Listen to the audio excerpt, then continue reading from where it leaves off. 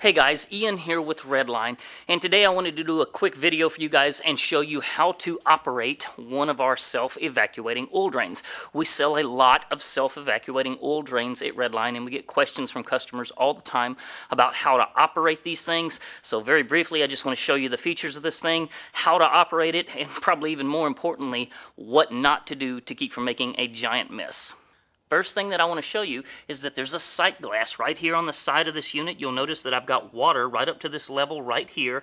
I've done that with water so that when I purposefully show you what not to do in the end of this video and I make a giant mess, I'm doing it with water and not with oil. And one other thing I want to mention about these things, if you're going to buy one of these oil drains from somebody, and of course it's going to have a sight glass on it, try and make sure that you get one with a flexible tube like that right there.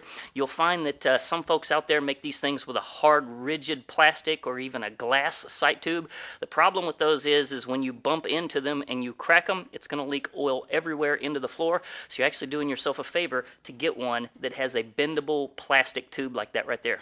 On the business end of this thing up top, there's really not much to show you other than the fact that there's a little guard up here so that if you drop a drain plug down in there, it ultimately doesn't go down inside the reservoir. So let's have a look at the controls on this unit. Over here, there's not much to show you. Little ball valve right here that allows you to turn the air supply on and off.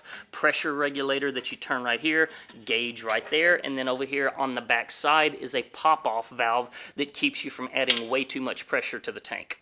Right here in the center of the tank, you've got a great big ball valve right here that you operate with this lever. I've got it in a closed position right there. Now let me show you what happens. As I open this thumb screw, you'll notice it drops down and it cannot extend down any further because the ball valve is closed. However, if I open that ball valve, then all of a sudden the thing can lower down much lower in height. So if you've got to get underneath something that's not super tall, you are going to have to open that ball valve to do so.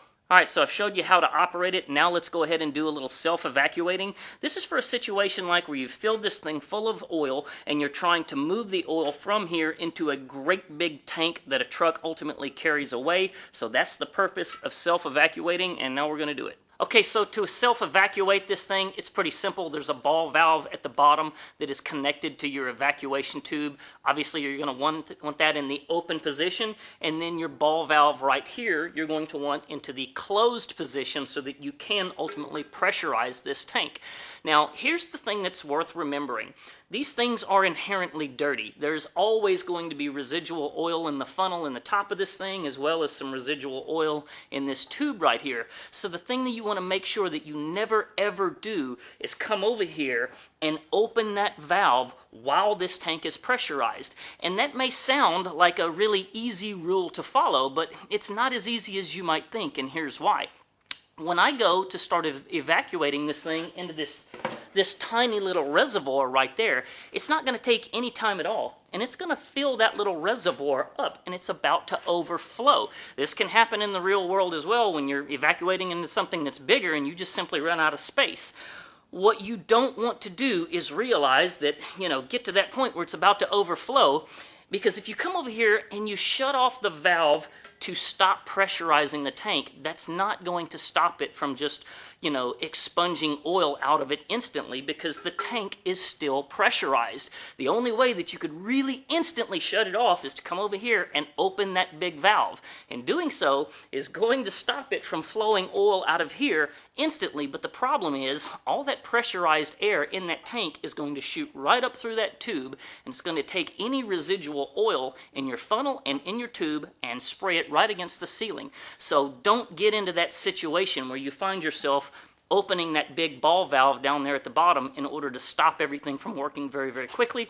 Just for the sake of this demonstration, I'm going to take just a little bit of water to simulate a little bit of oil, put some right up in here in the top, and let's go ahead and self-evacuate, and you'll see what I mean. So I open the air, you can see, there it is, it's filling it up, filling it up, filling it up. You can see I shut it off, but it's still flowing. So there we go.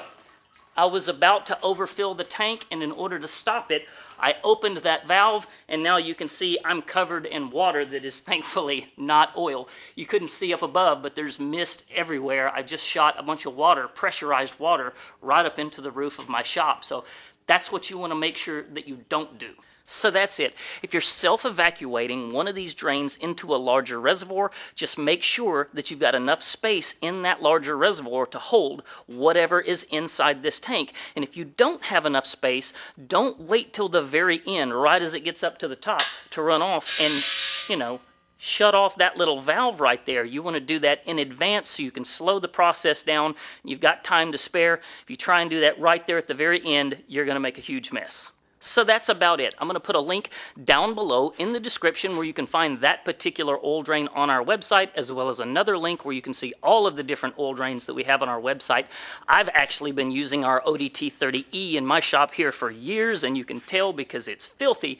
That's actually a vacuum drain that can suck oil right up off of the floor. That's the one I like to use, but we've got several different models, so check the links down below. If you don't mind, as a favor to me, click the thumbs up down below. Let YouTube know this is good content. And if you got questions, by all means, ask them in the comments down below. I very commonly answer the questions in the comments. If you want to make sure you don't miss anything more on my channel, including the build of my 67 Nova, just click subscribe and follow along. As always, appreciate you guys watching. Y'all have a good one and take care.